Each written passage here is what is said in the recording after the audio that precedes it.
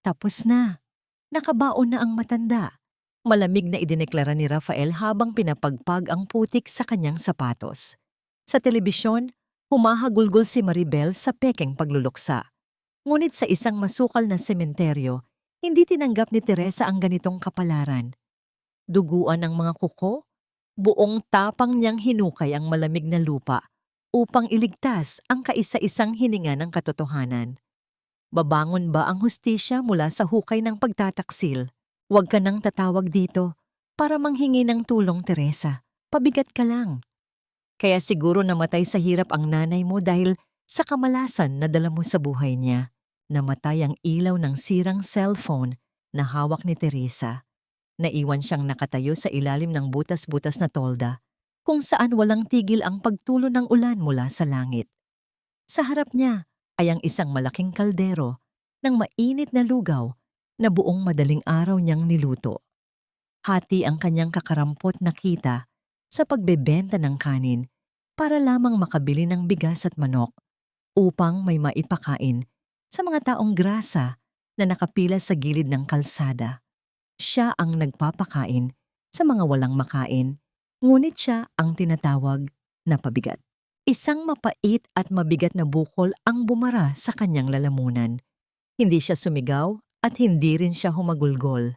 Namanhid lamang ang kanyang mga binti at dahan-dahang nawalan ng lakas ang kanyang mga kamay. Muntik na niyang mabitawan ang sandok na hawak, ngunit mahigpit niya itong kinuyom hanggang sa mamuti ang kanyang mga buko. Ang bawat salita ng kanyang tiyahin sa mensahe ay tila patalim na paulit-ulit na ibinabaon sa kanyang dibdib.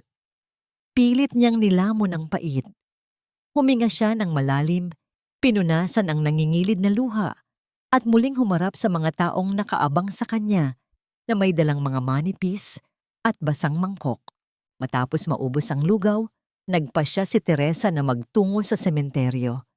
Anibersaryo ng pagkamatay ng kanyang ina, ang tanging rason kung bakit niya ginagawa ang pagpapakain tuwing buwan ng Nobyembre. Kasama niya si Daniel, isang mabait na kapitbahay na namamasada ng tricycle, na nag-alok na ihatid siya dahil sa lakas ng bagyo. Ang sementeryo ay madilim, maputik, at inabandona ng mga bantay dahil sa sama ng panahon. Habang naglalakad sila sa gitna ng matataas na damo at mga lumang lapida, may isang kakaibang kutob na gumambala sa dibdib ni Teresa. Isang mahina at pumipiyok na tinig ang sumabay sa ihip ng hangin. Hindi ito iyak ng multo, kundi isang daing ng taong naghihingalo. Sinundan ni Teresa ang tunog hanggang sa makarating sila ni Daniel sa isang bahagi ng sementeryo na malayo sa mga pampublikong puntod. Tumambad sa kanila ang isang bagong tabon na hukay. Sariwa pa ang putik at tila minadali ang pagtatakip. Mula sa ilalim ng lupa, narinig nila ang mahinang pag-ungol na sinabayan ng panginginig ng mismong putik. Walang pag-aalinlangan, lumuhod si Teresa sa putikan. Ginamit niya ang kanyang mga kamay upang hukayin ang malamig at basang lupa. Tumulong si Daniel gamit ang isang sirang kahoy na napulot niya sa tabi. Walang pakialam si Teresa kahit na nagasgas at unti-unting nagdugo ang kanyang mga kuko sa pag-alis ng mga bato at matigas na putik. Ang tanging nasa isip niya ay ang buhay na nasa ilalim. Paglipas ng ilang minutong desperadong paghuhukay, nakapan ang kanyang nangangatog na mga daliri ang isang malamig na kamay ng tao. Pilit nilang inilabas ang katawan. Isang matandang babae, puno ng pasa ang muka. Suot ang isang maruming damit na gawa sa mamahaling seda na ngayon ay punong-puno ng putik. Nang tuluyang maalis ang nakabara sa mukha nito, umubo ang ginang ng malakas. Iniluwa ang lupang pumasok sa kanyang bibig. Idinilat nito ang mga matang puno ng luha at sukdulang takot. Inalalaya ni Teresa ang ulo ng ginang. Patuloy sa pag-agos ang luha ni Teresa, humahalo sa ulan at putik sa mukha ng matanda. Aabutan sana niya ng tubig ang ginang, ngunit bago pa man siya makapagsalita, kumapit ng mahigpit ang nanginginig at malamig na kamay nito sa braso ni Teresa. "Huwag! Bulong ng ginang. Ang boses ay basag at puno ng pagdurusa na galing sa kaibuturan ng kaluluwa. Huwag mong hayaang takpan nila ang kabaong. Mga anak ko ang nagbaon sa akin. Tumigil ang pag-ikot ng mundo ni Teresa. Bakit kayang ililibing ng buhay ng mga anak ang sarili nilang ina? Binuhat ni Daniel ang walang malay na ginang habang inaalalayan ito ni Teresa. Nagmamadali silang naglakad pabalik sa tricycle upang tumakas mula sa impyernong iyon. Ngunit bago pa man sila makalabas ng sementeryo, isang nakakapasong liwanag mula sa headlight ng isang itim na sasakyan ang biglang sumilaw sa kanila mula sa dilim. Nawala ang nakakapasong liwanag ng sasakyan nang bigla itong lumiko sa kabilang kalsada. Nakahinga ng maluwag sina Teresa at Daniel. Agad nilang isinakay ang ginang sa loob ng tricycle at mabilis na binagtas ang madilim at bahaing daan patungo sa maliit na barong-barong ni Teresa sa gilid ng estero. Ang loob ng bahay ay masikip at amoy lumang kahoy na nababad sa ulan. Maingat nilang inihiga ang walang malay na matanda sa ibabaw ng isang manipis na banig. Umalis saglit si Daniel upang maghanap ng maiinit na damit. Naiwan si Teresa na pinupunasan ng putik at dugo sa mukha ng ginanggamit ang isang malinis, ngunit kupas na tuwalya. Sa gitna ng katahimikan, biglang dumilat ang mga mata ng matanda. Nagsimula itong manginig ng matindi. Tumingin ito sa paligid at nakita ang makipot na espasyo at ang mababang kisame. Bumalik sa kanyang isipan ang nakakagimbal na pakiramdam ng pagkakabaon sa lupa.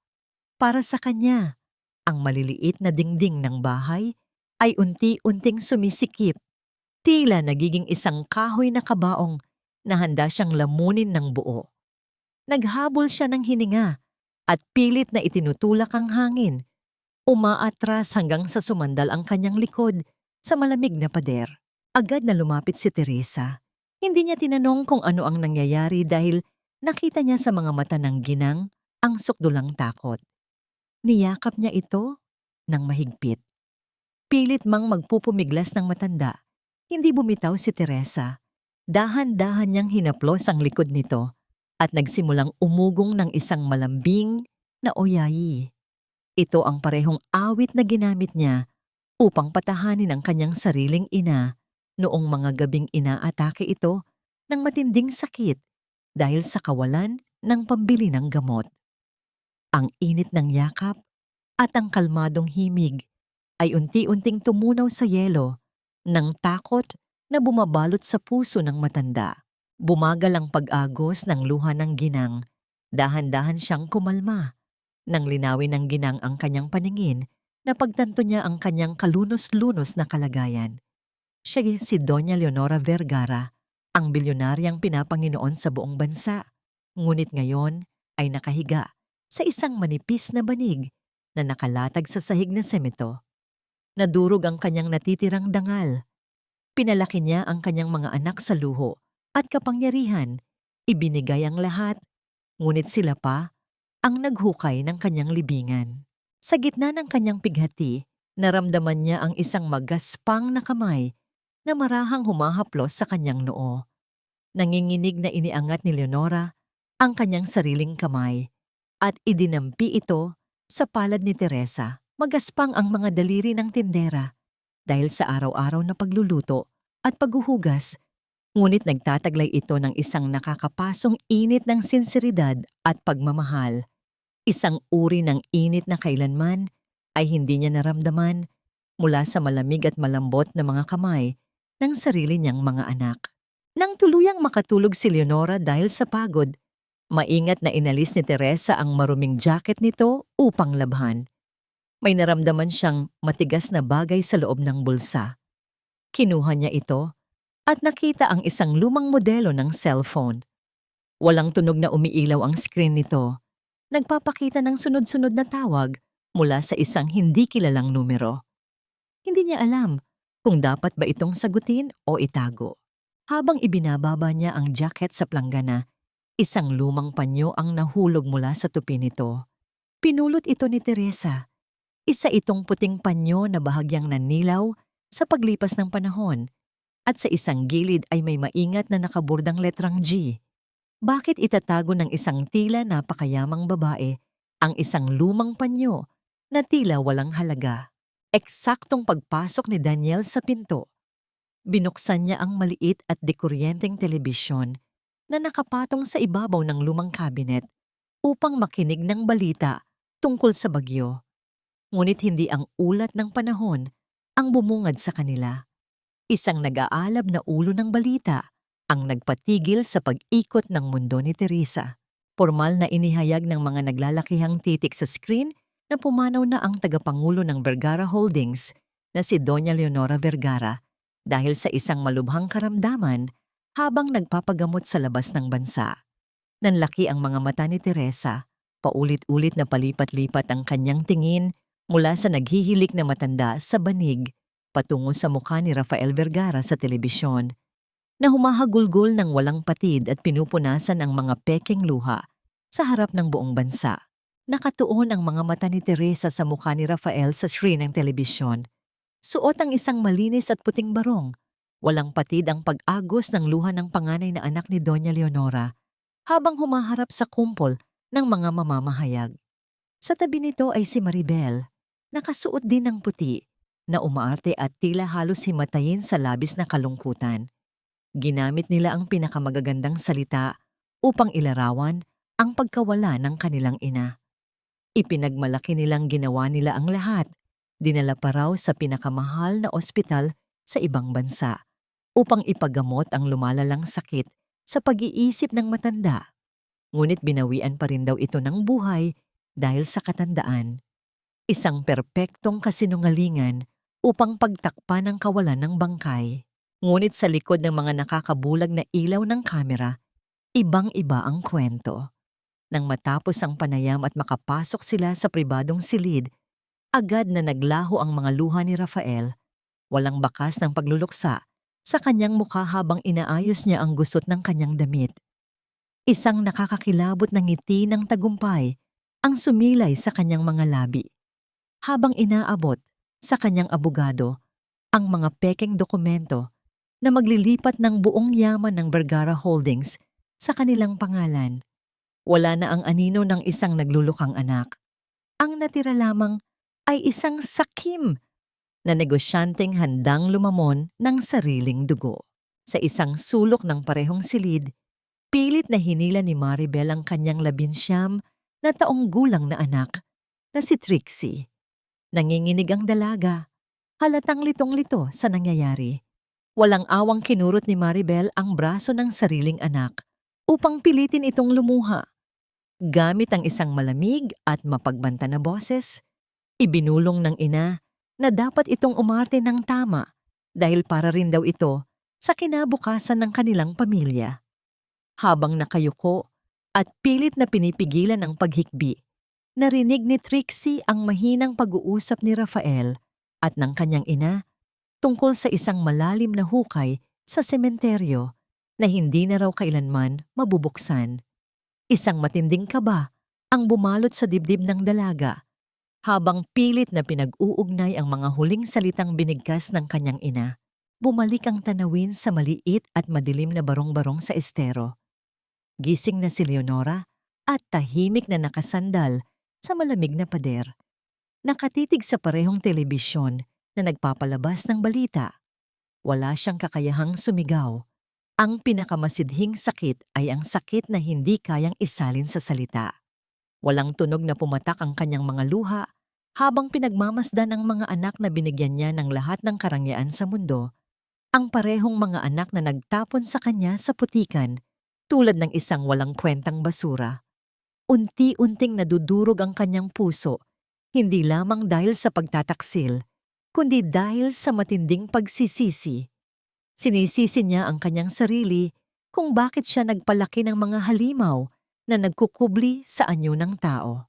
Hindi na kinaya ni Teresa na makita ang labis na pagdurusa ng matanda. Wala siyang sinabi, walang anumang tanong o pag-uusisa. Dahan-dahan siyang lumapit sa lumang telebisyon at inilipat ang channel. Mula sa nakakasuklam na mukha ng mga Vergara, napalitan ng screen ng isang makulay na palabas ng mga nagtatawa ng cartoon character. Isa itong simpleng hakbang upang pigilan ang pagdugo ng sugat sa puso ng ginang. Lumingon si Leonora kay Teresa at sa pamamagitan ng mga luhang namumuo sa kanyang mga mata, naramdaman niya ang isang tahimik ngunit malakas na pader ng proteksyon na ibinibigay ng isang taong halos hindi niya kilala. Ngunit ang panandaliang katahimikan ay biglang binasag ng magkakasunod at malalakas na kalabog sa manipis na kahoy ng pintuan.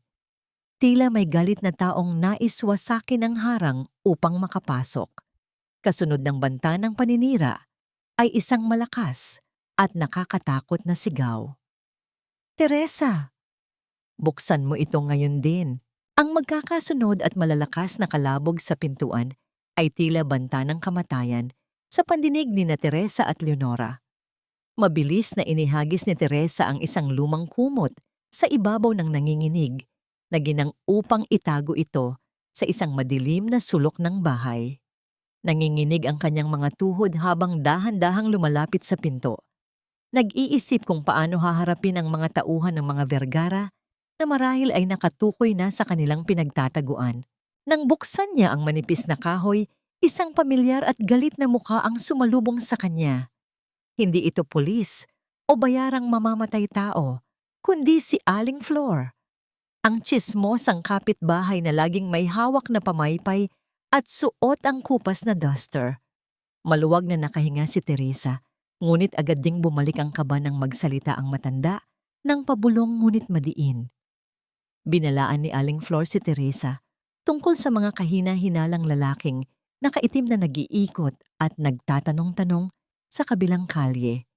Naghahanap daw ng isang matandang babae na nawawala. Iniabot ni Aling Flor ang isang lumang dyaryo na pinambalot ng tinapa at mabilis na umalis upang hindi madamay. Nang isara ni Teresa ang pinto, nakita niyang nakaupo na si Leonora sa isang sirang silya na yari sa plastik. Hinahaplos ng ginang ang kanyang tiyan. Sa unang pagkakataon, sa buong buhay niya, nakaramdam ang bilyonaryang si Doña Leonora Vergara ng matinding gutom na walang nakahaing masaganang pagkain sa harap niya.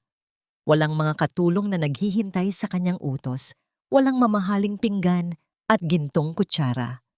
Ang realidad ng kahirapan ay unti-unting lumalatag sa kanyang kamalayan. Nakaramdam ng matinding kahihiyan si Teresa. Wala siyang pambili ng ulam dahil naibigay na niya ang lahat sa mga walang tirahan kaninang madaling araw. Nag-init siya ng kaunting kaning lamig, nilagyan ng mantika at binuhusan ng sabaw ng tuyo bilang pampalasa. Ibinaba niya ang basag na mangkok sa harap ng ginang, nakayuko at hindi makatingin ng diretso dahil sa sobrang hiya na ito lamang ang kaya niyang ihandog sa isang taong sanay sa karangyaan.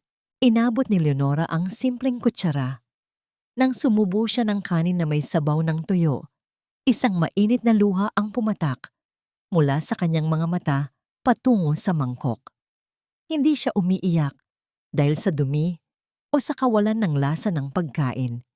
Umiiyak siya dahil nararamdaman niya ang matinding init ng pagmamahal at sinseridad na nakapaloob sa bawat butil ng kanin na ibinigay sa kanya. Ito ang pinakamasarap na pagkaing natikman niya dahil ginawa ito mula sa isang pusong handang magsakripisyo, isang pusong handang magutom para lamang makakain siya. Tahimik na umupo si Teresa sa sahig, pinagmamasdan ng ginang. Sa isang mahinang boses, ikinuwento niya ang tungkol sa kanyang yumaong ina. Ibinahagi niya ang pait ng pagiging mahirap, kung paano niya pinanood ang kanyang ina na unti-unting nauubusan ng hininga dahil wala silang perang pambayad sa ospital. Ipinagtapat niyang ang pagliligtas kay Leonora ay hindi dahil sa awa, kundi dahil ito ang paraan niya upang hilumin ang sariling sugat sa nakaraan. Isang pangako na wala ng ibang ina ang mamamatay nang walang nagmamahal at nag-aalaga. Naantig ng lubusan ng puso ni Leonora. Iniwan niya ang kanyang kutsara. Gamit ang kanyang sariling nanginginig na kamay, pinunasan ng ginang ang pawis at luha sa mukha ni Teresa. Isa itong simpleng gawain, ngunit para sa isang tulad ni Doña Leonora na kailanman ay hindi dumampi sa mga taong nasa laylayan, ito ay isang dakilang pagpapababa ng sarili at pagtanggap ng pagkakapantay-pantay ng kaluluwa. Ngunit ang madamdaming sandali ay naputol ng mapansin ni Teresa ang isang malaking sobreng naglalaman ng makapal na pera na tila palihim na isiningit sa ilalim ng pinto ni Aling Flor bago ito umalis kanina. Sino ang magbibigay ng ganito kalaking halaga sa isang mahirap na kapitbahay? Bago pa man siya makapag-isip, dinala ng simoy ng hangin ang lumang diaryong iniwan ni Aling Flor na bumuka at nagpakita ng pahina ng balitang pangnegosyo. Kinuha ito ni Teresa. Nakalimbag ang mukha ng isang kilala, ngunit misteryosong negosyante na balitang naghahanda upang bilhin ang kabuuan ng Vergara Holdings. Nang makita ni Leonora ang mukha sa dyaryo, napatayo siya. Tila umurong ang kanyang dila at ang kanyang mga mata ay nanlaki sa matinding halo ng gulat, takot at labis na pagsisisi. Gabriel, nanginginig na bulong ng ginang. Nanginginig ang mga daliri ni Leonora habang hinahaplos ang magaspang na papel ng dyaryo kung saan nakalimbag ang mukha ni Gabriel. Ang kanyang mga mata na kanina lamang ay puno ng pasasalamat, ngayon ay inaapawan ng isang malalim at lumang pighati. Tila isang matalim na patalim ang pagkakabanggit niya sa pangalan nito. Sumusugat sa kanyang sariling lalamunan. Siya ang ampon ko, ang batang minahal ko, nang higit pa sa sarili kong dugo. Basag at paos na pagsisimula ng ginang. Ikinuwento niya kung paano niya kinupkop si Gabriel mula sa bahay ampunan. Siya ang naging pinakamatalino, pinakamasipag, at pinakamatapat sa lahat ng mga anak niya. Ngunit ang katapatang iyon ay sinuklian ng matinding inggit ni na Rafael at Maribel. 20 taon na ang nakalilipas. Nagtanim ang magkapatid ng mga pekeng ebidensya upang palabasin na ninanakawan ni Gabriel ang kumpanya. Nilamon ng puot at mapagmataas na dangal, pinili ni Leonora na maniwala sa sariling dugo. Naalala niya ang gabing iyon, ang malakas na buhos ng ulan, ang pagluhod at pagmamakaawa ni Gabriel sa labas ng kanilang mansyon at ang malamig niyang pagtalikod dito. Pinalayas niya ang kaisa-isang taong tunay na nagmamahal sa kanya nang walang dalang anuman kundi ang damit sa kanyang katawan. Humagulgol si Leonora, isang iyak na nagmumula sa kaibuturan ng isang inang huli na nang mamulat sa katotohanan. Niyakap niya ang kanyang sarili.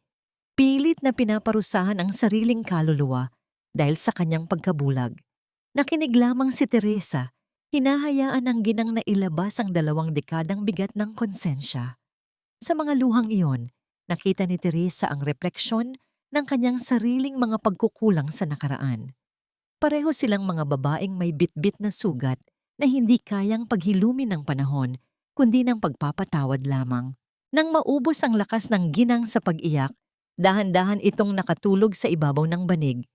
Lumapit si Teresa. Maingat niyang inayos ang gusot na kumot at itinakip ito hanggang sa balikat ni Leonora.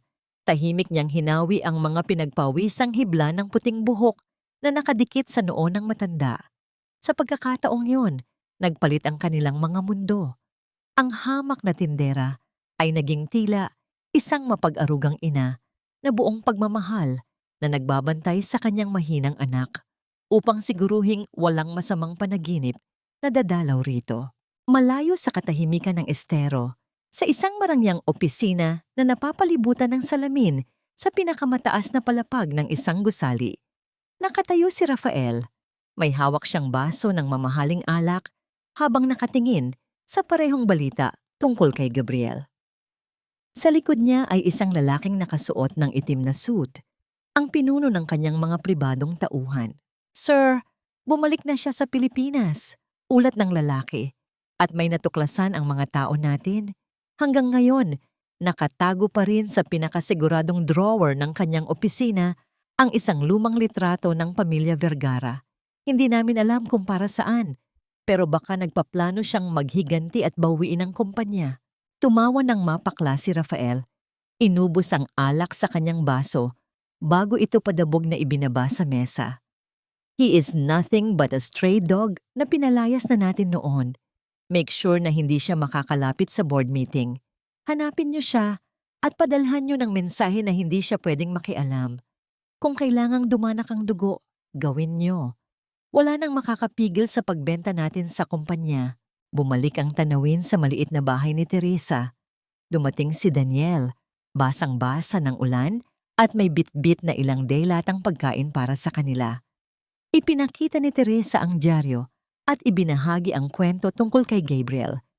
Nagkasundo ang dalawa na kailangan nilang mahanap ang lalaking ito. Si Gabriel lamang ang may sapat na yaman, kapangyarihan at kaalaman upang tapatan ang kasamaan ni na Rafael at Maribel. Ito rin ang tanging paraan upang mabigyan ng kapayapaan ang nagdurusang puso ni Leonora. Binuo nila ang plano na palihim na magtungo sa gusali ni Gabriel kinabukasan. Nang makatulog na sina Leonora at Daniel sa loob, napansin ni Teresa na nauubusan na ng gamot sa kirot ang matanda dahil sa mga pasa nito sa tadyang. Kinuha niya ang kakarampot na barya sa kanyang bulsa at nagpa siyang lumabas saglit patungo sa maliit na botika sa kanto. Madilim ang makipot na eskinita at tanging ang mga pundidong ilaw ng poste ang nagbibigay ng liwanag sa mga basang kalsada. Habang naglalakad si Teresa pabalik, nakaramdam siya ng matinding kilabot na gumapang sa kanyang batok. Ang pamilyar na tahimik na gabi ay unti-unting binasag ng isang mababa at umuungol na tunog. Isang nakakapasong liwanag mula sa likuran ang nagpahaba sa kanyang anino sa sementong daan. Hindi niya kailangang lumingon upang maramdaman ang panganib. Ang mababa at nagbabantang ugong ng makina ng isang malaking itim na van ay unti-unting lumalapit. Sinusundan ng bawat hakbang niya sa gitna ng kadiliman. Ang nakakapasong liwanag mula sa headlight at ang mababang ugong ng makina ay unti-unting lumamon sa espasyo sa pagitan ni Teresa at ng sumusunod na sasakyan. Lumakas ang pagkabog ng kanyang dibdib. Halos bumara sa kanyang lalamunan ang kanyang sariling hininga. Pinigilan niyang tumakbo upang hindi magpakita ng anumang kahina-hinalang kilos. Mahigpit niyang kinuyom ang maliit na supot ng gamot sa kanyang palad at mabilis na lumiko sa isang makipot at siksikang eskinita na nagsisilbing panggabing palengke ng mga taga roon. Isang lugar kung saan imposibleng makapasok ang anumang malaking sasakyan. Mula sa kanyang likuran, narinig niya ang pagbukas at pagsara ng mga pinto ng van, kasunod ng mga mabibigat na yabag ng mga sapatos na yari sa balat na mabilis na naglalakad sa basang semento. Nagtago si Teresa sa likod ng isang tumpok ng mga nakasalansan na kahon ng gulay. Pinigilan niya ang kanyang paghinga habang pinagmamasdan ang tatlong lalaking nakasuot ng itim na jacket na nag-uumpisang magtanong sa mga tindera. Inilalarawan ang isang nawawalang matandang babae at isang babaeng nagbebenta ng lugaw. Isang lalaki ang tahasang lumapit kay Aling Flor na abala sa pagtitinda ng tinapa. Naglabas ang lalaki ng isang makapal na bungkos ng pera. Inaalok ito bilang pabuya kapalit ng anumang impormasyon. Namuo ang kaba sa dibdib ni Teresa. Ito ang pinakamalaking pagsubok sa katapatan ng mga taong nabubuhay sa kahirapan. Ngunit sa halip na masilaw sa kinang ng salapi, itinaas ni Aling Flor ang kanyang baba. Buong tapang at may kasiguruhan niyang itinuro ang kabilang direksyon, sinabing nakita niya ang mga inilalarawan nito na sumakay ng diip palabas ng syudad. Sumunod ang iba pang mga tindera at nagbigay rin ng mga maling impormasyon upang tuluyang iligaw ang mga naghahanap. Nang magmamadaling umalis ang mga lalaki patungo sa maling daan, mabilis na lumapit si Aling Flor sa pinagtataguan ni Teresa. Hinila niya ito patayo. Iniabot ng matandang tsismosa ang isang maliit na supot ng mainit na pandesal at tinitigan si Teresa ng diretso sa mga mata. Kahit mahirap kami, Teresa, Hindi kami nagbebenta ng kapwa para guminhawa. Bulong ni Aling Flor ng may diin at dignidad. Ang mga salitang iyon ay tila mainit na yakap na nagpalusaw sa takot ni Teresa. Patakbong umuwi si Teresa. Pagpasok niya sa kanyang barong-barong, mabilis niyang isinara at inilak ang pinto gamit ang lumang padlock. Nanghihina siyang napasandal sa malamig na kahoy habang nanginginig ang buong katawan. Nagising si Leonora dahil sa mabilis na paghinga ni Teresa. Nang makita ng ginang ang pamumutla at takot sa mukha ng nagligtas sa kanya, hindi siya nag-atubili. Tumayo si Leonora, dahan-dahang lumapit at niyakap ng mahigpit si Teresa. Sa pagkakataong yun, si Teresa naman ang umiyak sa balikat ng matanda. Ibinubuhos ang pinaghalong takot at labis na pasasalamat sa kabutihan ng kanyang mga kapitbahay. Makalipas ang ilang sandali, bumukas ang likurang bintana at maingat na pumasok si Daniel upang hindi mapansin mula sa labas. May bitbit siyang isang maliit at tupi-tuping papel na inilapag niya sa ibabaw ng mesa. Iyon ang kompletong address at pangalan ng gusali kung saan matatagpuan ang opisina ni Gabriel Reyes. Nagkatinginan ng tatlo. Ang papel na yon, ang kanilang tanging sandata upang lumaban. Ngunit sa gitna ng pag-asa, isang katanungan ang patuloy na bumabagabag sa isip ni Teresa. Paano nalaman ng mga tauhan ni Rafael na nasa palengke siya ng gabing iyon? Mayroon bang nakasunod sa kanya kaninang umaga? O may nakakita sa pagbili niya ng gamot? Naputol ang kanyang malalim na pag-iisip nang biglang magbago ang hugis ng liwanag na nagmumula sa poste sa labas. Napatingin si Teresa sa ibaba ng pintuan. Ang manipis na linya ng liwanag sa siwang sa pagitan ng pinto at sahig ay biglang naharangan ng isang maitim at malaking anino ng sapatos. Walang kumakatok at walang nagsasalita. May isang tao na tahimik na nakatayo sa labas, walang kibo at patuloy na pinagmamasdan ang kanilang pintuan sa ilalim ng madilim na gabi. Ang maitim at malaking anino sa ilalim ng pintuan ay nanatiling walang kibo.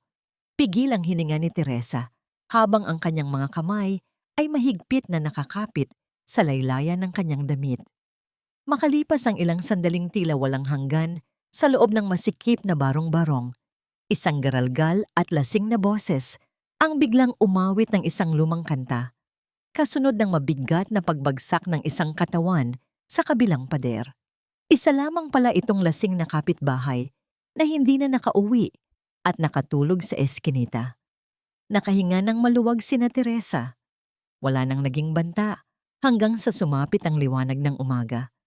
Bit-bit ang pag-asa at ang kapirasong papel mula kay Daniel. Nagtungo ang dalawa sa sentro ng negosyo. Ang gusali ng kumpanya ni Gabriel ay tila isang higanting palasyo ng salamin na umaabot sa ulap. Isang mundong napakalayo sa putikan ng estero. Pagkapasok pa lamang nila sa makinis at malawak na bulwagan, matalim na ang naging tingin ng mga gwardiya sa kupas na pantalon ni Daniel at sa lumang sapatos ni Teresa. Pilit silang iniharang at pinapaalis, ngunit hindi nagpatinag si Teresa. Sa kabila ng matinding kahihiyan at pambabastos ng mga gwardiya, nanatili siyang nakatayo sa gitna. Ginamit niya ang kanyang pinakamatapang na boses upang makiusap sa sekretarya. Pilit na ipinapaliwanag na kailangan niyang makausap si Gabriel Reyes dahil nakasalalay dito ang buhay ni Doña Leonora Vergara. Dahil sa matinding pangungulit at sa pagbanggit ng sikat na pangalan ng ginang, napilitan ng sekretarya na ipaalam ito sa itaas. Nang bumukas ang pinto ng malawak na opisina, tila nilamon si Teresa ng lamig at karangyaan ng silid. Sa likod ng isang malaking mesa na gawa sa mamahaling kahoy, nakaupo si Gabriel. Wala na ang kaawa-awang batang itinaboy sa ulan, 20 taon na ang nakalipas. Isang malamig, formal, at matikas na lalaki ang kaharap niya ngayon. Ang kanyang mga mata ay tila yelong walang sinasalamin, kundi kapangyarihan at galit na maingat na kinimkim ng panahon. Binigyan niya lamang ng 5 minuto si Teresa upang magsalita. Hindi nagsayang ng oras si Teresa. Ipinagtapat niya ang lahat ng katotohanan. Ikinuwento niya ang malagim na gabi sa sementeryo, ang pagkakabaon ng buhay sa ginang, ang walang awang pagpaplano ni na Rafael at Maribel, at ang kalunos-lunos na kalagayan ngayon ng dating makapangyarihang bilyonarya na nakahiga sa manipis na banig. Inasahan ni Teresa na magugulat o mag-aalala ang lalaki, ngunit sa halip na awa, isang mapakla at madilim na tawa ang kumawala sa mga labi ni Gabriel. Karma niya iyan. Malamig na tugon ni Gabriel. Ang boses ay tila patalim na hinihiwa ang hangin. Wala akong pakialam sa mga Vergara, Teresa. They can all rot in hell.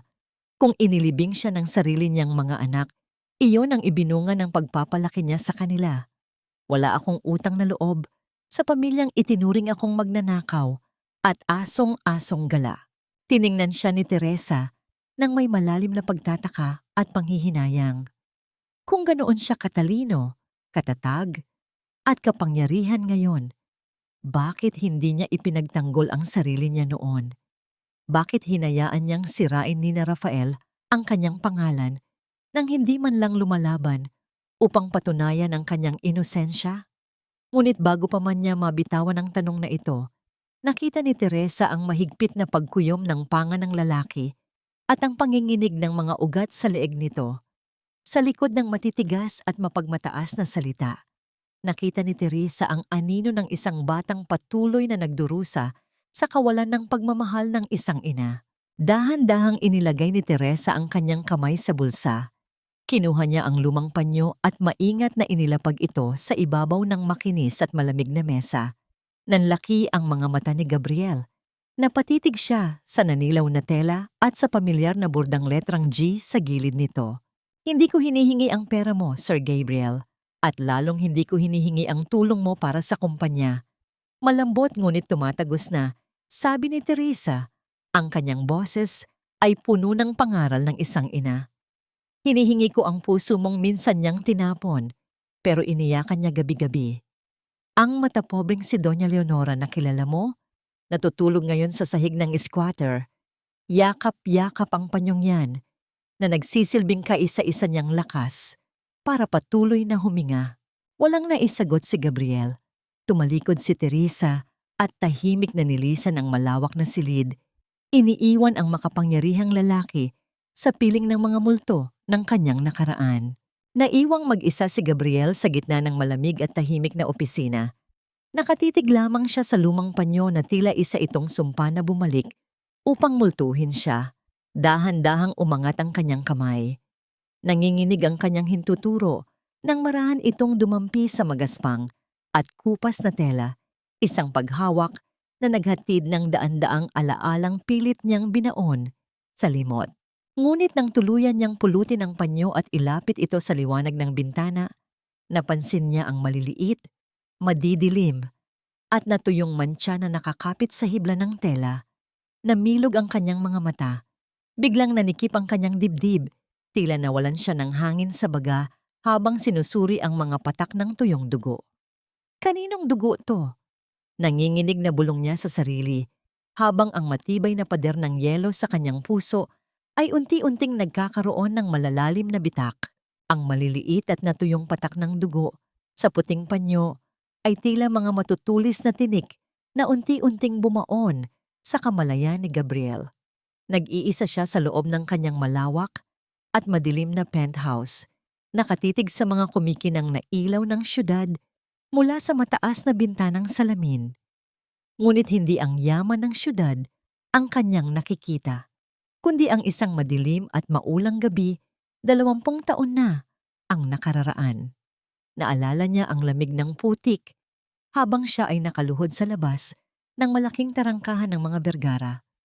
Naalala niya ang nakakapasong ngiti ni Rafael at ang pinakamasakit sa lahat, ang malamig na pagtalikod ng kaisa-isang babaeng itinuring niyang ina. Isang mainit na luha ang tumakas mula sa mga mata ng tila pusong batong bilyonaryo. Kasabay ng pagluha ay ang pag-alala niya sa isang misteryosong mensahe na natanggap niya mula sa isang hindi kilalang numero Ilang araw na ang nakalipas. Nakasulat doon na buhay ang kanyang ina at nasa matinding panganib. Binaliwala niya ito noon at inisip na isa lamang itong panlilin lang ng mga kalaban sa negosyo. Ngunit ngayong hawak niya ang panyong may bahid ng dugo, napagtanto niyang ang bawat salitang binitawan ni Teresa ay isang nakakagimbal na katotohanan. Habang nakikipaglaban si Gabriel sa mga multo ng kanyang nakaraan, tahimik namang pinapasan ni Teresa ang bigat ng kasalukuyan sa loob ng kanyang maliit na barong-barong. Umuwi siyang bitbit ang pagod at kabiguan. Pagbukas niya ng pintuan, sinalubong siya ng mga matang puno ng pag-asa ni Leonora. Umupo si Teresa sa tabi ng ginang, pilit na inayos ang kanyang buhok at pinilit ng ngumiti kahit nadudurog ang kanyang loob. Nagsinungaling si Teresa upang protektahan ang marupok na puso ng matanda. Sinabi niyang hindi niya nakausap si Gabriel dahil nasa labas daw ito ng bansa at matatagalan pa bago makabalik. Nakita ni Teresa kung paano unti-unting namatay ang ginang sa mga mata ni Leonora. Tumango lamang ang ginang at tahimik na tumingin sa malayo. Tinatanggap ang parusa ng kalungkutan. Pilit na nilamon ni Teresa ang sariling luha. Batid na ang kasinungalingang ito ay isang mabigat na sakripisyo upang hindi tuluyang mawalan ng rason, upang mabuhay ang ginang. Sa parehong gabi, muling nasaksihan ng buong bansa ang isa na namang palabas ni na Rafael at Maribel sa telebisyon. Formal nilang inanunsyo ang petsa ng isang marangyang letyongnim o seremonya ng pag-alala para kay Doña Leonora sa darating na linggo. Sa likod ng kanilang mga malulungkot na mukha at itim na laso, ipinaalam nila na sa mismong araw na yon ay babasahin ang huling testamento at formal na ililipat sa kanila ang buong kapangyarihan ng Vergara Holdings. Isa itong matapang at walang hiyang pagyapak sa alaala ng kanilang ina upang pabilisin ang pagbenta ng kumpanya sa mga dayuhan.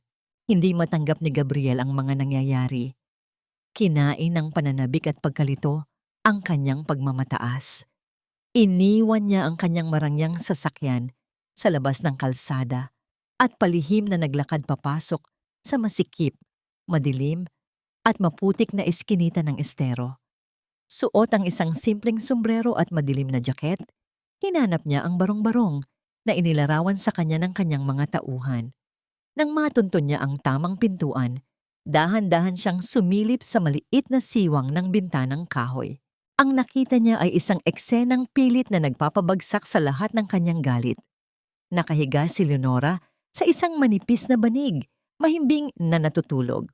Sa tabi nito ay si Teresa, nakaupo sa malamig na sahig, walang pagod, na pinapaypayan ang ginanggamit ang isang nakatuping karton upang hindi ito lamukin at pawisan sa gitna ng mainit na gabi.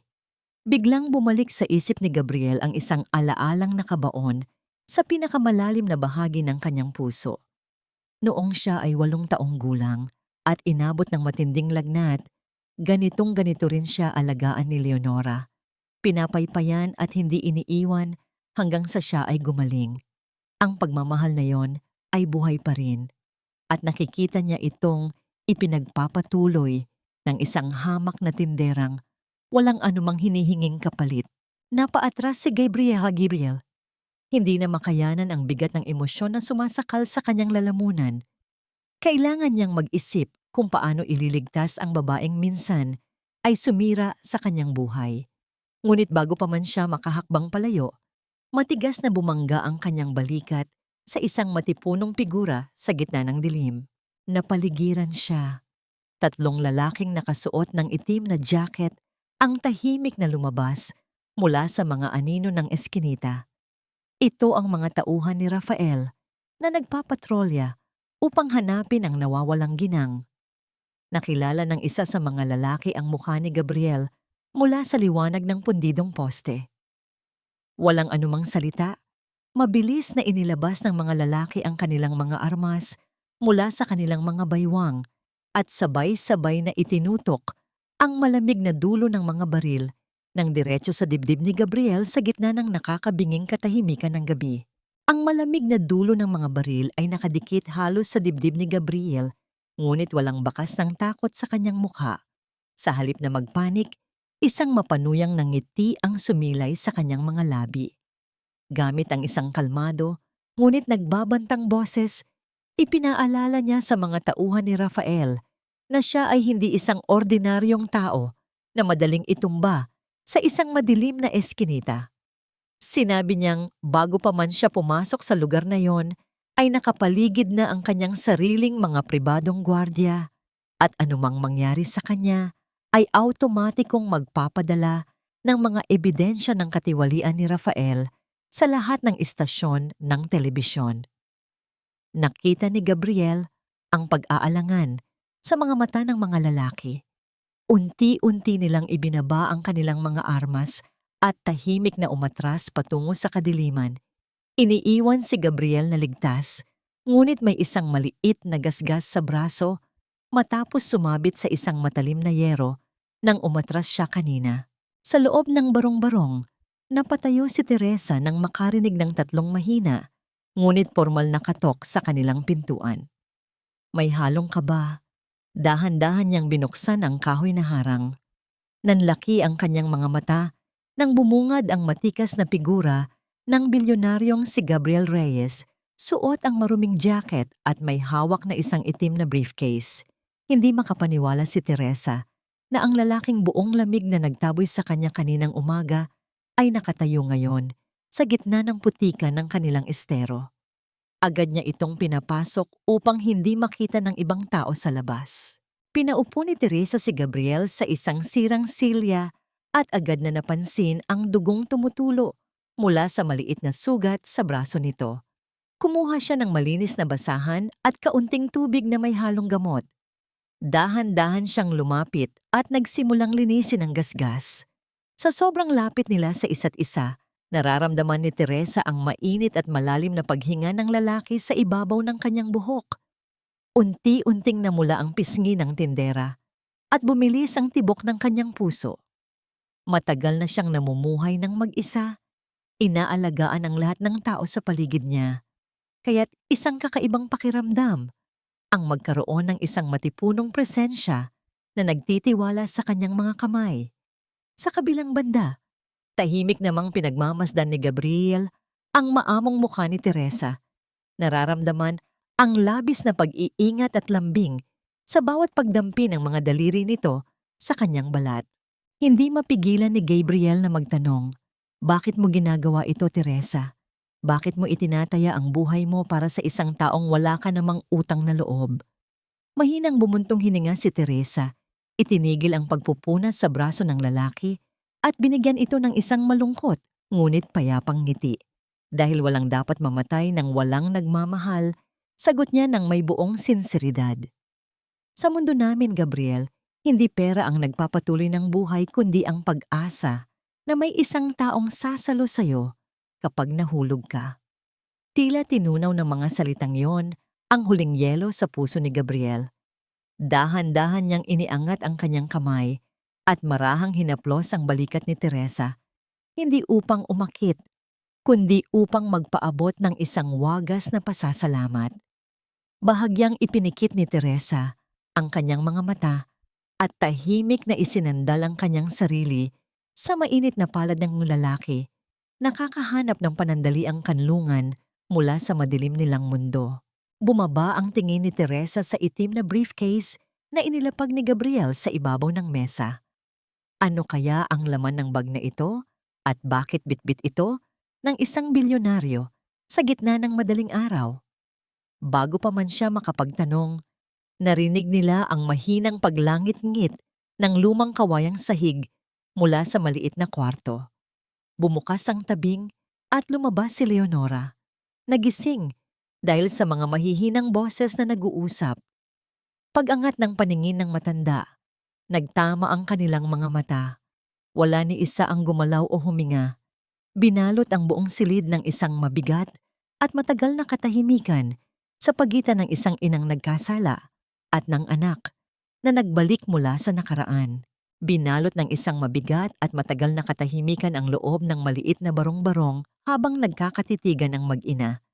Walang gumalaw, walang nagsalita. Tila huminto ang pag-ikot ng mundo ni Gabriel nang makita niya ng malapitan ang kaawa-awang kalagayan ng babaeng minsan niyang tinawag na ina. Wala na ang makapangyarihang Doña Leonora na laging nakasuot ng perlas at may taas noong tindig. Ang nasa harap niya ngayon ay isang marupok na matanda.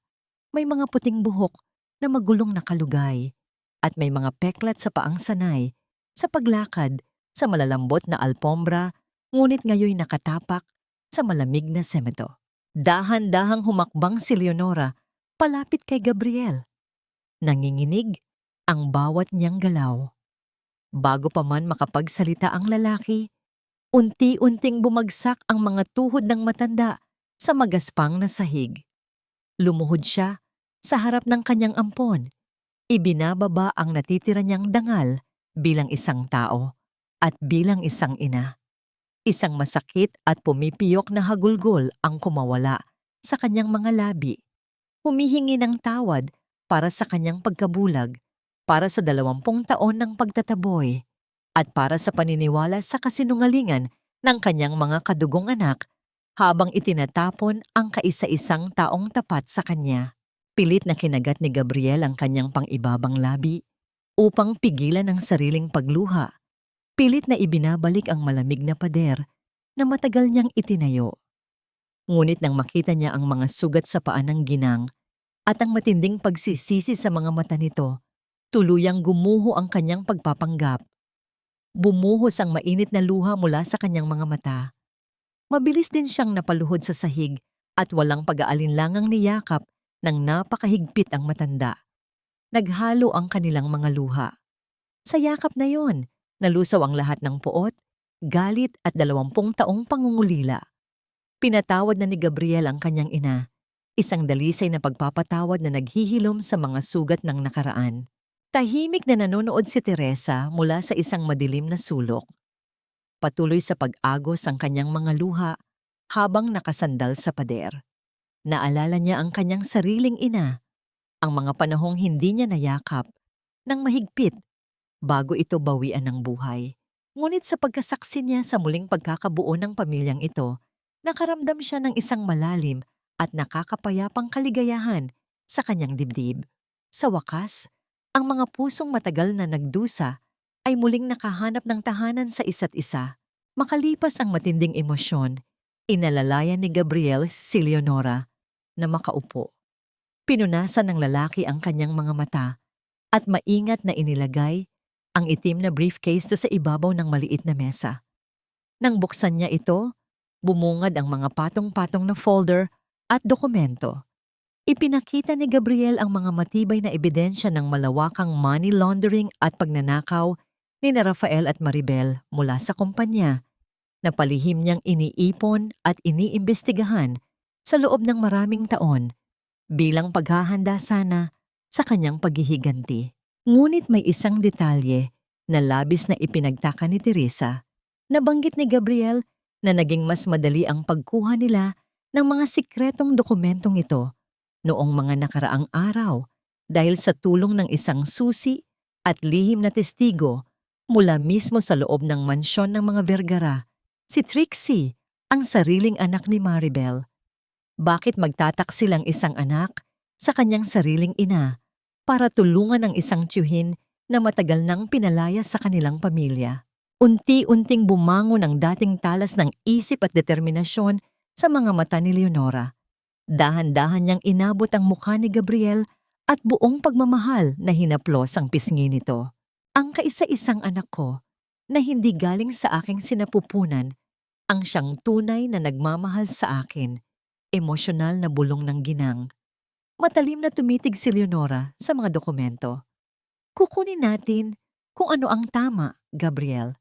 Hindi para sa karangyaan ko, kundi para bigyan ng hustisya ang mga taong sinira at pinagsamantalahan ng mga halimaw na yon.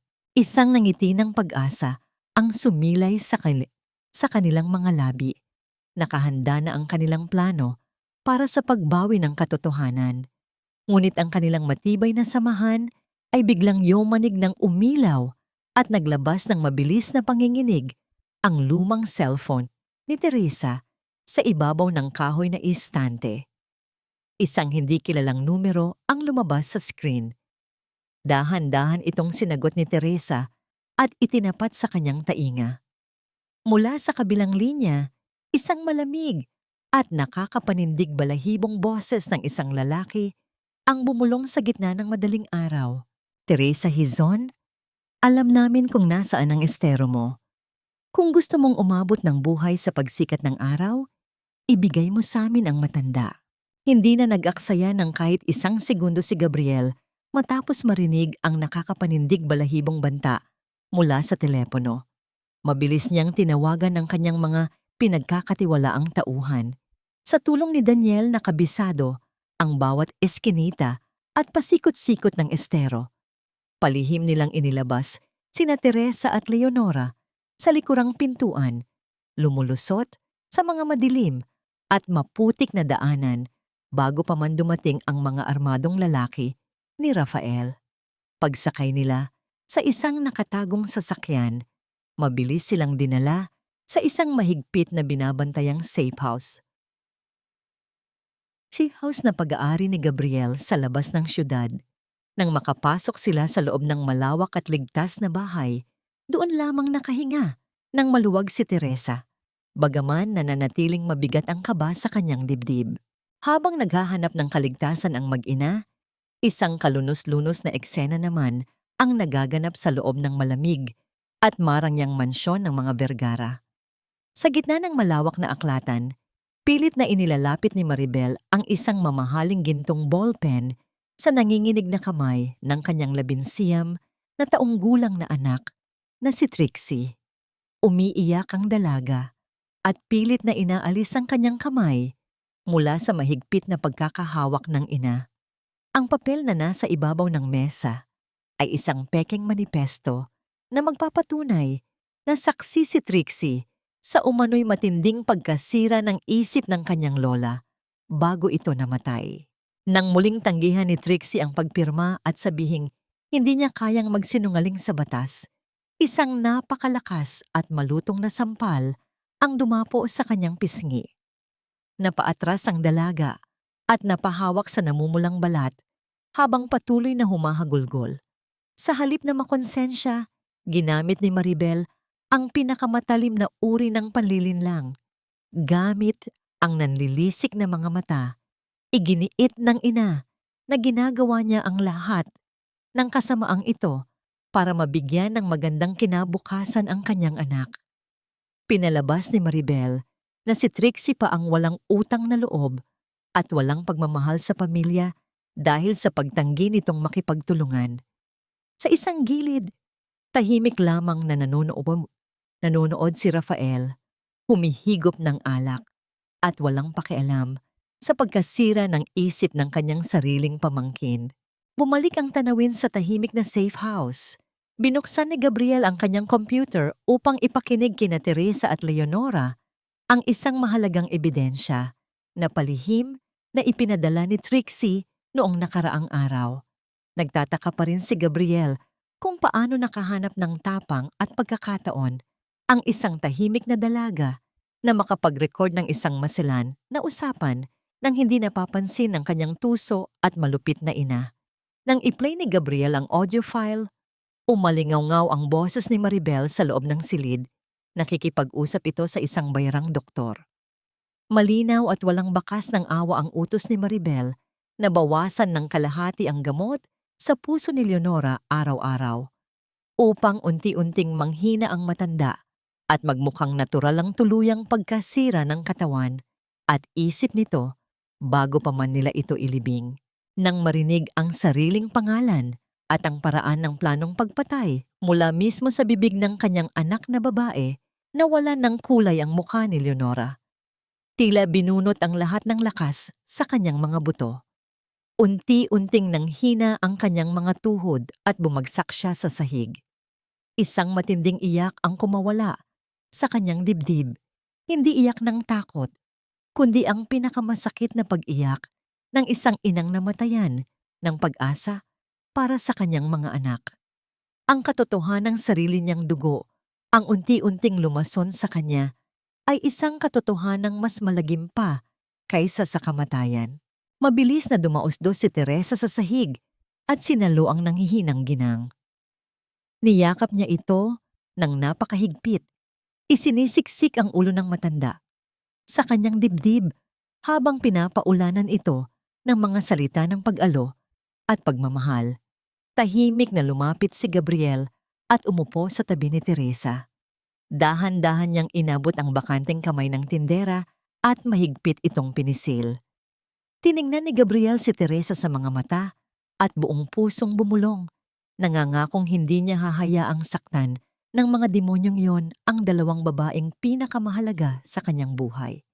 Ang init ng kamay ni Gabriel ay nagbigay ng isang pambihirang lakas kay Teresa. Sa gitna ng trahedya, nakabuo sila ng isang pamilyang pinagbuklod, hindi ng dugo, kundi ng dalisay na pag-ibig at pagpoprotekta sa isa't isa. Ngunit ang kanilang paghahanda para sa laban bukas ay biglang nahinto.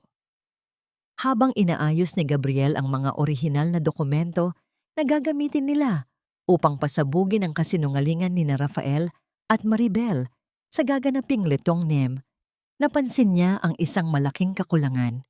Hinalungkat niya ng paulit-ulit ang buong briefcase at ang mga folder. Namumuo ang malamig na pawis sa kanyang noo. Ang orihinal na huling testamento. Ang nag-iisang kapirasong papel na may pirma ng kanyang ina na magpapatunay na kay Gabriel iniwan ang buong kumpanya at magpapawalang bisa sa peking dokumento ni Rafael ay nawawala. Sa isang tahimik na sulok ng safe house, magkatabing nakaupo sina Teresa at Gabriel sa ibabaw ng makapal na alpombra. Maingat nilang hinahalungkat ang mga lumang gamit at mahahalagang papel na maswerteng naisalba ni Daniel mula sa barong-barong bago sila tumakas. Habang abala ang kanilang mga kamay, nagkaroon sila ng pagkakataong mag-usap ng masinsinan tungkol sa kanilang mga pangarap. Tinanong ni Gabriel kung ano ang gustong gawin ni Teresa kapag natapos na ang lahat ng kaguluhang ito. Nakangiting sumagot ang tindera na wala siyang ibang hiling, kundi isang maliit na kusina kung saan maaari siyang magluto ng masasarap at maiinit na pagkain para sa mga taong walang kakayahang bumili. Pinagmamasdan ni Gabriel ang mukha ni Teresa habang nagkukwento ito. Sa kabila ng lahat ng pagdurusa at panganib, nanatiling dalisay at puno ng kabutihan ang puso ng babaeng nasa harap niya. Dahan-dahan niyang iniangat ang kanyang kamay at marahang inipit sa likod ng tainga ni Teresa ang ilang hibla ng buhok na nakaharang sa mukha nito. Pagkatapos ay inakbayan niya ito, isang mainit at nagbibigay proteksyong yakap sa balikat na nagpabilis sa tibok ng puso ni Teresa. Walang ibang salitang namutawi, tanging ang malalim na pagkakaunawaan at ang tahimik na pag-usbong ng isang pag-ibig na nakaugat sa paggalang at pag-aalaga. Sa kabilang silid, tahimik na nakaupo si Leonora sa ilalim ng liwanag ng lampara.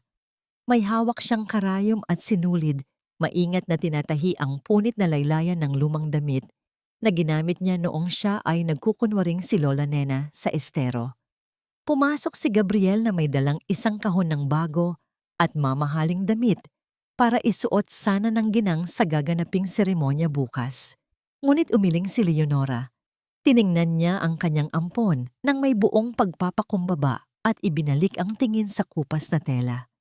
Ipinaliwanag ng ginang na hindi na niya kailangan ng sutla at ginto. Ang lumang damit na yon ang nagligtas sa kanyang buhay at nagturo sa kanya ng tunay na halaga ng pagpapakumbaba. Kaya't iyon din ang isusuot niya upang harapin ang mga taong nagtapon sa kanya. Habang naghahanda ang mag-ina para sa katotohanan, abala naman sa pag-iensayo ng kasinungalingan ang mga kontrabida. Sa harap ng isang malaki at ginintuang salamin, sa loob ng kanyang marangyang kwarto, nakatayo si Maribel. Suot niya ang isang itim na damit at isang manipis na belo. Pilit niyang pinipilipit ang kanyang muka upang magmukhang naghihinagpis, pinupunasan ng mga pekeng luhang, hindi naman tumutulo. Nagsasanay siya ng kanyang mga linya, Binibigkas ang mga salita ng pangungulila sa yumaong ina habang pinagmamasdan kung gaano siya kaganda sa pag-iyak. Isa itong nakakasuklam na kaplastikan, isang halimaw na nagkukubli sa likod ng malungkot na maskara upang lokohin ang buong mundo. Bumalik ang kapayapaan sa safe house nang makakita ng isang lumang Biblia si Teresa mula sa mga gamit na naiuwi ni Daniel. Ito ang Bibliyang palaging hawak ni Leonora noong mga gabing hindi ito makatulog. Nang buklatin ni Teresa ang mga pahina upang ayusin ito, isang luma at natuping papel ang biglang nahulog sa sahig. Pinulot niya ito at binasa ang pamagat. Nanlaki ang kanyang mga mata. Agad siyang tumawag kay Gabriel. Ang papel na yon ay ang orihinal na huling testamento ni Doña Leonora na matagal na nilang hinahanap, sadyang isiningit ng matanda sa loob ng banal na aklat bago pa man mangyari ang panlilinlang ng kanyang mga anak. Nang makita ni Gabriel ang dokumento at ang malinaw na pirma ng kanyang ina, napuno ng hindi maipaliwanag na kagalakan ang kanyang dibdib. Sa wakas, hawak na nila ang pinakamatibay na sandata. Lumingon siya kay Teresa, ang babaeng hindi lamang nagligtas sa buhay ng kanyang ina, kundi nagbigay rin ng liwanag sa madilim niyang mundo. Lumapit si Gabriel at walang pag-aalinlangang niyakap nang mahigpit si Teresa. Hindi ito isang mabilis na pagpapasalamat, kundi isang matagal at malalim na pagyakap na nagpapadama ng lahat ng emosyong hindi niya kayang sabihin. Sa mga bisig na yon, dahan-dahang ipinikit ni Teresa ang kanyang mga mata. Sa buong buhay niya, siya palagi ang nagpapasa ng problema ng iba. Siya ang palaging nagiging matapang. Ngunit sa mainit na yakap ni Gabriel, naramdaman niya sa unang pagkakataon na siya rin ay may karapatang magpahinga, na mayroon na siyang matibay na pader na maaari niyang sandalan at magtatanggol sa kanya laban sa mundo. Ngunit habang binabasa ni Gabriel ang mga nakasulat sa dokumento, biglang kumunot ang kanyang noo. Sa ikalawang pahina ng testamento, may isang nakasulat na kondisyon o lihim na tagapagmana na kailanman ay hindi niya inasahang mababasa, isang detalyeng maaaring magbago sa lahat ng kanilang mga plano. Bago pa man niya maipaliwanag ang natuklasan, sumikat na ang araw ng Lituangnim. Sa kabilang bahagi ng syudad, maayos at magarbong bumibiyahe ang mahabang linya ng mga mamahaling sasakyan ng mga Vergara patungo sa malaking bulwagan. Samantala, lulan naman sina Gabriel, Teresa, Leonora at Daniel ng isang lumang sasakyan upang humabol at pigilan ang pagpirma ng kontrata. Ngunit pagsapit nila sa gitna ng malawak na highway kung saan walang ibang dumadaan, biglang umingay ang makina ng kanilang sinasakyan. Nagsimula itong manginig ng malakas hanggang sa tuluyang mamatay ang andar sa gitna ng kalsada, kasabay ng mabilis na pagkalat ng maitim na usok mula sa loob ng makina na bumalot sa kanilang paningin. Puno ng mga mapuputing bulaklak at nagkikislap ang ilaw ng mga kamera, ang pinakamalaki at pinakamagarbong bulwagan sa buong syudad. Sa gitna ng entablado ay isang higanting larawan ni Doña Leonora Vergara na napapaligiran ng mga mamahaling kandila. Nakatayo sa harapan ng mikropono si Rafael, suot ang isang malinis at itim na barong habang walang patid ang pag-agos ng kanyang mga luha. Sa tabi niya ay si Maribel na nakasuot ng itim na belo, humihikbi at nakasandal sa kanyang kapatid na tila wala ng lakas upang tumayo dahil sa labis na pagdadalamhati. Pinakinggan ng lahat ng mga empleyado, mga miyembro ng Board of Directors at ng buong bansa ang madamdaming talumpati ni Rafael. Ginamit niya ang pinakamalambing at pinakamalulungkot na salita upang ilarawan kung paano raw unti-unting nilamon ng sakit sa pag-iisip ang kanilang mahal na ina. Ikinuwento niya ang mga gawa-gawang sakripisyo nila upang mapabuti ang kalagayan nito, na nauwi raw sa isang trahedya nang tuluyang bumigay ang puso ng ginang. Marami sa mga nakikinig ang napaluha, tahimik na nagpupunas ng kanilang mga mata gamit ang panyo, lubos na naniniwala sa perpektong kasinungalingang inihanda ng magkapatid. Isa itong nakakasuklam na dulaan, isang pagdiriwang ng kasamaan na nagkukubli sa likod ng huwad na pagmamahal. Ngunit sa isang madilim na gilid ng entablado, malayo sa sentro ng mga kamera, nakatayo ang 19 na taong gulang na si Trixie. Nanginginig ang buong katawan ng dalaga. Alam niya ang buong katotohanan. Alam niyang ang inang ipinagluluksa nila ngayon ay walang awang inilibing ng buhay ng mismong mga taong umiiyak sa harap ng madla. Gustong-gusto niyang sumigaw, nais niyang patigilin ang palabas at ibunyag ang lahat. Ngunit tuwing magtatangkang bumuka ang kanyang mga labi, pasimpleng bumabaling ang matalim at nagbabantang tingin ni Maribel sa kanya. Isang tingin na nagpapahiwatig ng kamatayan at matinding parusa. Upang hindi tuluyang lamunin ng takot, pasikretong pinisil ni Trixie ang kanyang sariling kamay.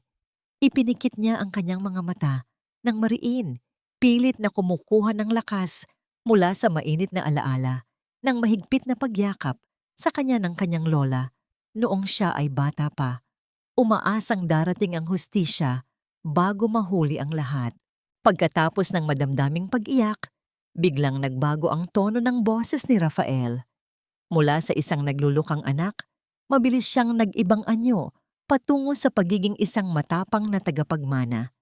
Inanunsyo niya sa harap ng lahat na bilang pagtugon sa huling habilin ng kanilang ina na palawakin ang kumpanya at alisin ang mabigat na pasanin sa kanilang pamilya. Opisyal nilang pipirmahan sa mismong araw at oras na yon ang kasunduan sa pagbenta ng Vergara Holdings sa mga dayuhang negosyante. Ito ang pinakasagupaan ng kanilang kawalang hiyaan, ang gamitin ang pekeng kamatayan ng kanilang ina upang pabilisin ang kanilang pagpapayaman. Malayo sa Marangyang bulwagan, nagmamadaling bumaba sina Gabriel, Teresa at Leonora mula sa nasirang sasakyan na patuloy na naglalabas ng maitim na usok mula sa makina. Wala na silang oras para maghanap ng matinong sasakyan dahil bawat segundong lumilipas ay mas lalong naglalapit sa tuluyang pagkawala ng kumpanya. Mabilis na pumara si Daniel ng isang pampasaherong jeep na luma at kinakalawang na dumaan sa highway. Walang pag-aalinlangan, inalalayan ng bilyonaryong si Gabriel ang kanyang ina na umakyat sa mataas na hakbang ng daip, habang mahigpit namang nakahawak si Teresa sa kabilang braso ng ginang. Sa loob ng maingay at umuugong na sasakyan, nabalot sila ng matinding tensyon. Bawat paghinto sa kalsada ay tila isang matalim na patalim na sumusugat sa kanilang pag-asa. Bumalik ang tanawin sa loob ng malamig at maliwanag na bulwagan, umakyat sa entablado ang mga dayuhang negosyante na may dalang makapal na kontrata. Inilapag ito sa ibabaw ng isang mahabang mesa na natatakpan ng puting tela. Lumapit si Rafael. Ang mga mata ay nagniningning sa labis na kasakiman. Kinuha niya ang isang makintab at gintong ballpen mula sa bulsa ng kanyang barong. Nakangising tiningnan ni Rafael ang mga taong nakapaligid bago dahan-dahang inilapit ang dulo ng ballpen sa huling pahina ng dokumento. Isang guhit na lamang at tuluyan ng mapapasa kanila ang buong imperyo na pinaghirapan ni Leonora sa loob ng maraming dekada. Halos dumampi na ang tinta sa papel. Ngunit bago pa man niya makumpleto ang unang letra ng kanyang pangalan, biglang namatay ang lahat ng ilaw sa buong bulwagan. Naputol ang matinis na ugong ng mga mikropono at nilamon ng isang nakakabingi at siksik na kadiliman ang buong paligid. Binalot ng matinding pagkalito ang buong bulwagan nang biglang mamatay ang mga ilaw. Nagkanya-kanyang bulungan ang mga bisita at nagkagulo ang mga mamamahayag sa gitna ng madilim na silid. Ngunit ang maingay at nababahalang bulwagan ay biglang natigilan ng dahan-dahang bumukas ang malalaking pintuan sa likuran. Mula sa labas, isang nakakabulag na liwanag ang tumagos sa gitna ng kadiliman. Sa tulong ng backup generator, unti-unting bumalik ang kuryente at ang mga ilaw ay automatikong tumutok sa 3 figura na naglalakad sa gitnang pasilyo. Sa gitna ay si Doña Leonora Vergara. Wala siyang suot na mamahaling perlas o pormal na itim na damit. Kasuot lamang siya ng kupas, lumang bestida na may maingat na tahi sa laylayan. Ang mismong damit ni Lola Nena na nagligtas sa kanyang buhay sa estero. Sa kanyang magkabilang tabi, nakahawak upang umalalay sa kanya, ay ang matikas na bilyonaryong si Gabriel Reyes at ang simpleng tinderang si Teresa. Isang nakakabinging katahimikan ang bumalot sa buong silid. Tila huminto ang paghinga ng lahat habang pinagmamasdan ang babaeng kanina lamang ay iniiyakan nila bilang isang patay. Namutla ng husto sina Rafael at Maribel sa ibabaw ng entablado. Napaatras ang magkapatid, tila nakakita ng isang nakakikilabot na multo na bumangon mula sa hukay upang singilin sila sa kanilang mga kasalanan. Nanginginig ang buong katawan ni Rafael. Sa matinding pagkatarantang mawala ang kanyang yaman, pilit niyang inagaw ang mikropono at sumigaw ng malakas. Iginigiit sa lahat na ang babaeng naglalakad ay isang impostor na binayaran ni Gabriel upang sirain ang kanilang pamilya. Ngunit nang makarating si Leonora sa harap ng entablado, tiningnan niya ng tuwid sa mga mata ang kanyang panganay na anak. Nagsalita ang ginang. Wala na ang panginginig at takot sa kanyang boses. Pinalitan ito ng isang awtoridad na mas nakakapangilabot kaysa noong nasa rurok pa siya ng kapangyarihan. Gamit ang isang malamig, matapang at lumuluhang tono, ibinunyag niya sa harap ng lahat ng kamera at ng buong bansa kung paano siya sa pilitang pinainom ng pampatulog. Dinala sa isang masukal na sementeryo sa gitna ng ulan at walang awang inilibing ng buhay ng mismong mga anak na pinag-alayan niya ng kanyang buong buhay. Isang matinding singhap ng pagkagulat at serye ng mga pag-iyak ang umalingaw-ngaw mula sa mga taong nakikinig nang mapagtanto nila ang kalagim-lagim na katotohanan. Bago pa man makasagot si Maribel upang ipagtanggol ang sarili, nagbigay ng senya si Gabriel sa kanyang mga tauhan. Biglang nagbago ang palabas sa higanteng screen sa likod ng entablado. Ipinakita roon ang mga opisyal na bank transfers na nagpapatunay ng bilyon-bilyong pagnanakaw ng magkapatid, ang mga pekeng medical records na nilagdaan ng isang bayarang doktor, at ang pinakamatindi sa lahat, ang palihim na video recording ni Maribel, kung saan inuutusan niya ng walang awa ang doktor na bawasan ng gamot sa puso ng sariling ina. Wala nang kawala ang mga kontrabida. Ang kanilang perpektong kasinungalingan at nakakasuklam na dulaan ay tuluyan ng gumuho.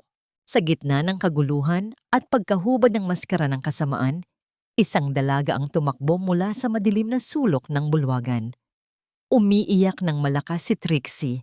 Iniwan ng kanyang inang si Maribel na nakatayo at nanginginig sa entablado at walang pag-aalinlangang yumakap ng napakahigpit kay Leonora sa harap ng lahat.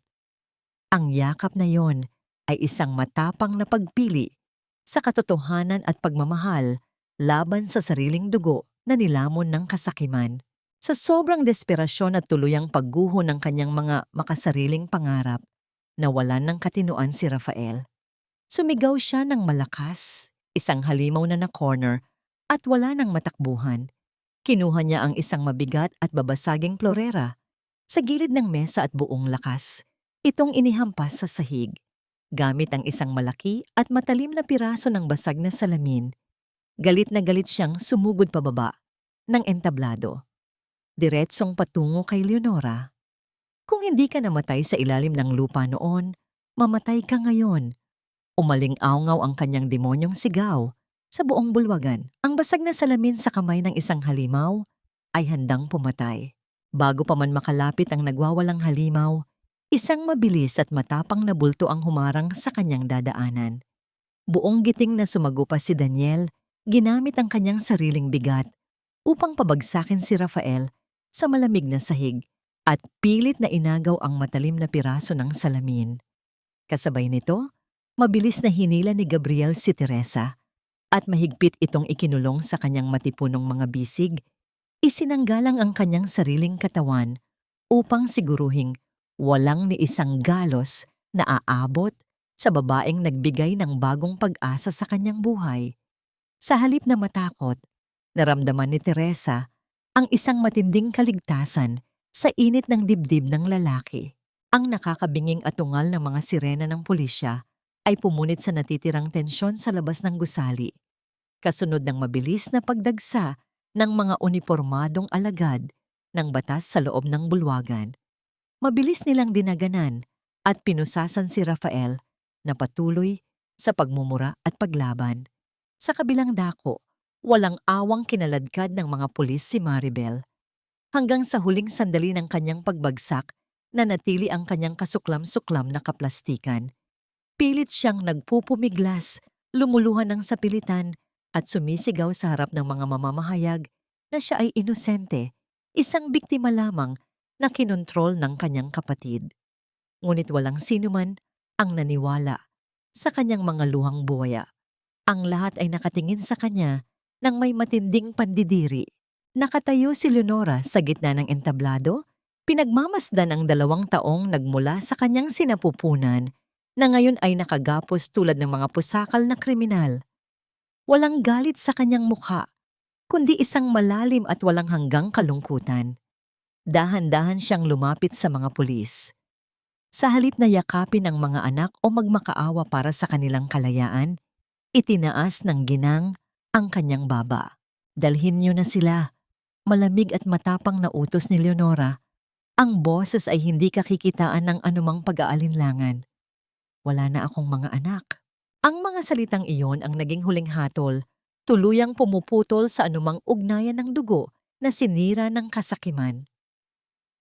Nang mailabas ang mga kontrabida, isa-isang lumapit ang mga miyembro ng Board of Directors, yumuyuko at humihingi ng tawad kay Leonora at kay Gabriel.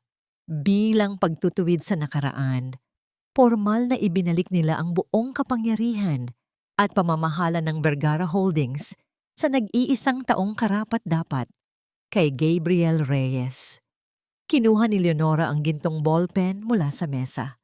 Sa harap ng opisyal na dokumento ng kumpanya, tahimik niyang binura ang apelyidong Vergara at pinirmahan ito gamit lamang ang pangalang Leonora.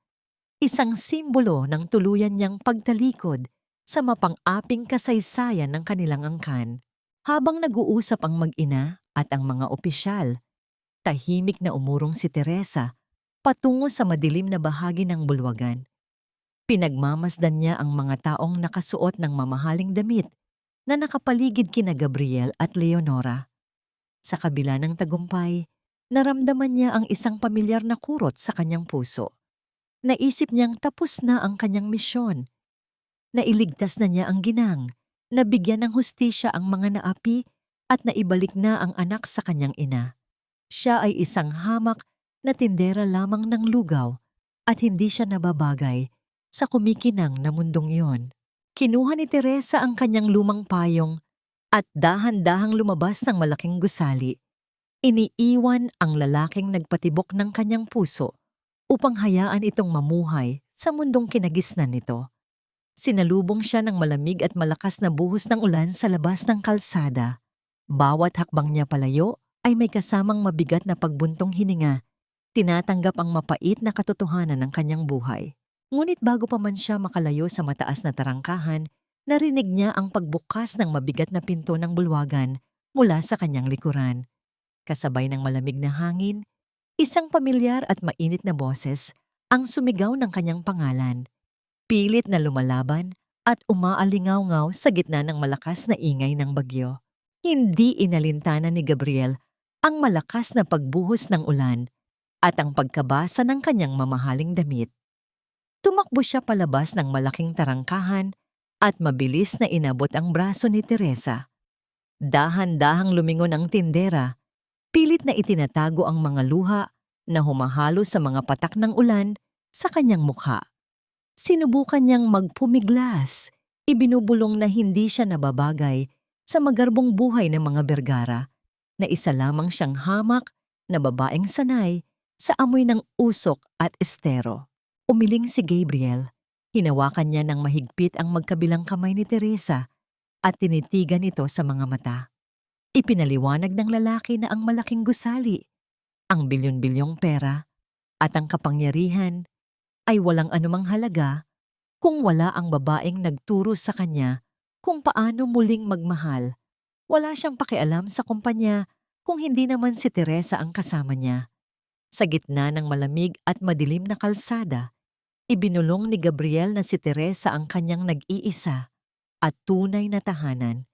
Wala nang ibang salitang lumabas sa bibig ng tindera. Kusa na lamang siyang sumandal sa dibdib ni Gabriel at doon, sa ilalim ng umiiyak na kalangitan, magkahigpit silang yumakap. Tuluyan ng pinaghilom ang mga sugat ng kanilang nakaraan. Sa pag-ikot ng mundo at paglipas ng isang buong taon, ang mga nagkikislapang ilaw ng palasyo ng mga Vergara ay tuluyan ng naglaho para kina Rafael at Maribel. Ang kanilang magagarbong silid ay napalitan ng malamig, madilim at kinakalawang na mga rehas ng bilangguan. Araw-araw silang nagbabangayan, walang tigil sa pagsisigawan at paninisi sa isa't isa sa kanilang kalunos-lunos na pagbagsak. Nabubulok sila sa matinding kahihiyan habang ang buong bansa ay patuloy na isinusumpa ang kanilang mga pangalan.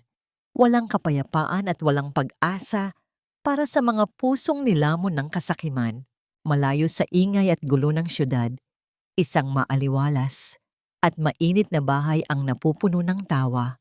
Matapos ibigay ang malaking bahagi ng kanyang yaman upang magpatayo ng mga bahay kalinga para sa mga inabandonang matatanda, natagpuan ni Leonora ang tunay na kaligayahan sa isang simpleng buhay. Wala na siyang suot na mga perlas. Sa loob ng malawak na kusina, masaya siyang nagtuturo sa kanyang apong si Trixie kung paano magluto ng kanin na may sabaw ng tuyo, ang mismong pagkaing nagligtas sa kanya mula sa gutom at pagmamataas. Napatawad na ni Leonora ang kanyang sarili at sa wakas ay nakamit niya ang kapayapaang matagal na ipinagkait ng kanyang yaman.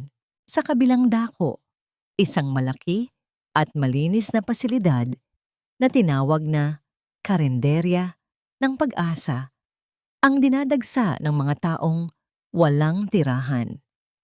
Sa likod ng naguusok na mga kaldero, abala si Teresa sa paghahanda ng masaganang pagkain, ngunit hindi na siya nag-iisa at hindi na siya nahihirapan. Sa kanyang tabi ay ang bilyonaryong si Gabriel, nakasuot ng simpleng apron, buong pusong nag-aabot ng mga mangkok ng mainit na sabaw sa mga mahihirap. Nang magtagpo ang kanilang mga paningin, lumapit si Gabriel at pinunasan ng mantsa ng harina sa pisngi ni Teresa. Sinuklian ito ng tindera ng isang napakatamis at payapang ngiti. Sa mga sandaling iyon, napatunayan nila sa buong mundo ang pinakadalisay na aral ng buhay. Ang pamilya ay hindi palaging nakikita sa parehong apelyido o sa iisang dugong nananalaytay sa mga ugat. Ang tunay na pamilya ay binubuo ng mga taong pinili mong mahalin. Ang mga taong hindi nag-atubiling hawakan ang iyong kamay sa gitna ng kadiliman at ang mga taong piniling manatili at maging tahanan mo nang talikuran ka ng buong mundo.